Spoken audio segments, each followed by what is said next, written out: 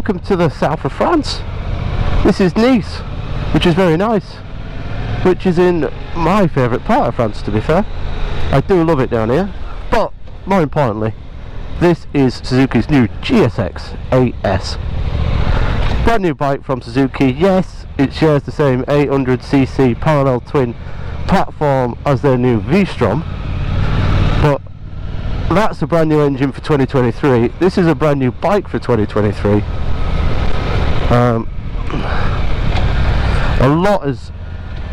This is like a big step for Suzuki, because I mean, when was the last time Suzuki launched 2 brand new models in a year? But the 800 goes in this kind of entry-level class, which is fiercely competitive. So MT-07, Hornet, Trident from Triumph, Kawasaki Z650 possibly. It's a really competitive class, because all these manufacturers want to get new riders in with their brand, so then they step up and step up and step up and stay with the brand. So as I say, this is a big step for Suzuki. And we're here in the south of France. We're just negotiating our way out of Nice. Then we're going to head up into the hills, up to Route Napoleon, which is an absolutely lovely bit of road. And I'll give you some updates later on. But yeah, it looks good, it's price competitive, and the spec isn't bad either. Quick shifter's alright.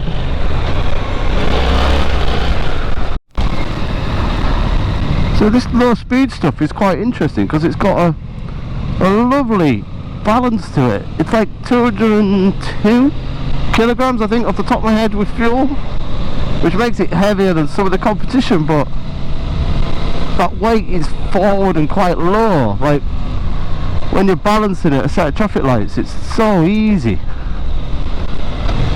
I keep forgetting about the quick shifter and using the clutch, which is on the heavy side.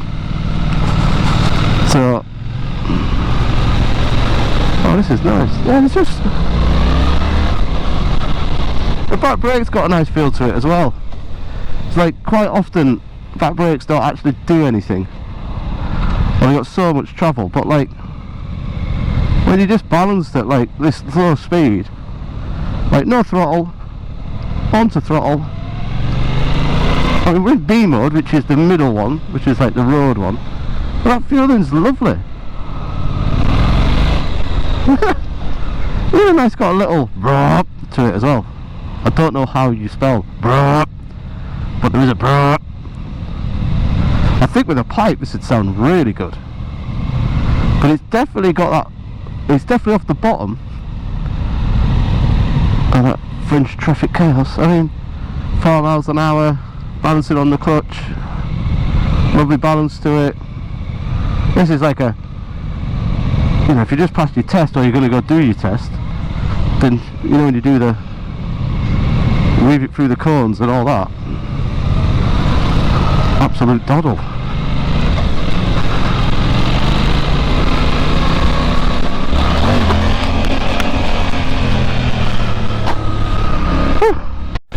Merci beaucoup.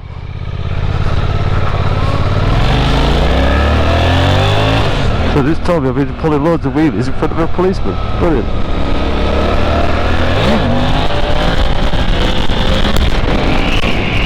The road is closed, by the way, before, so we can kind of do what we want, really, within reason. This bit looks nice. Cat wheelie.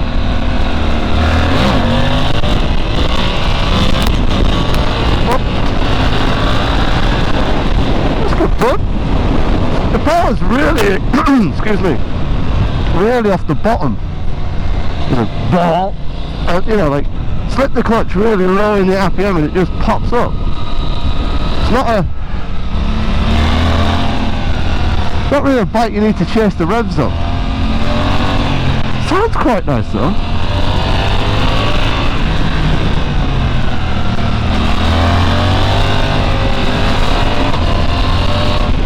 Like, even in third it just pulls from really low.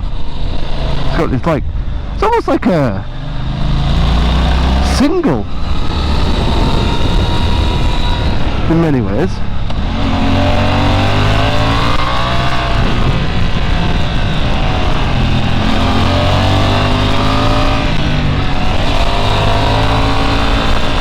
Just a bit of it. Single like.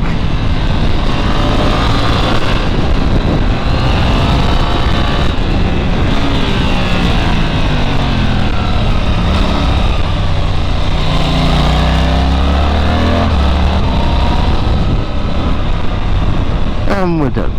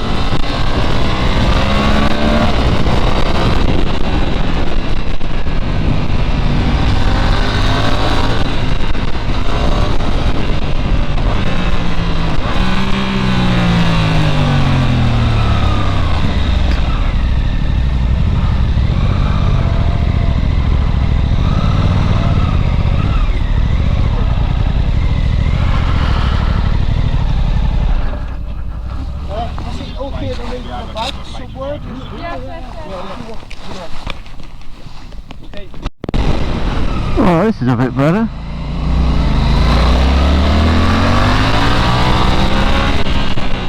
Oh, I do like this road.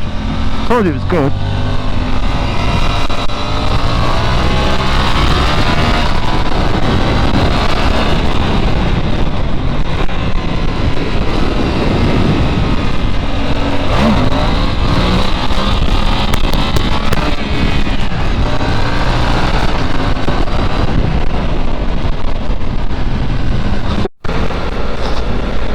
So we're just coming to the end of the test of Suzuki's new GSX-8S. Just coming down the hillside, and we've had a real mixed bag of a day. It's been quite cold today, even though we're in the south of France, and we've had all types of conditions, from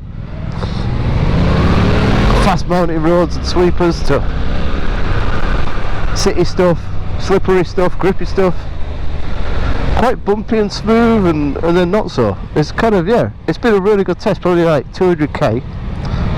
And when you look at what this bike is up against and price and everything else, it's pretty hard to fault. I like the styling. I think it's quite European, bit Italian, bit KTM-y. The clock's simple, straightforward, easy to use. We've got 3 rider modes. I've stayed in B for the majority of the day. I don't think you need any more. In fact, you could probably get rid of the A mode. Traction control has been off or on the lower setting. Again, if it was in inclement weather, you'd probably increase the TC. But it's simple and easy to navigate. The brakes, they're not Brembos, they're not Style Emmers, they're not racing brakes, but this is built for a price. And to be honest, they do the job.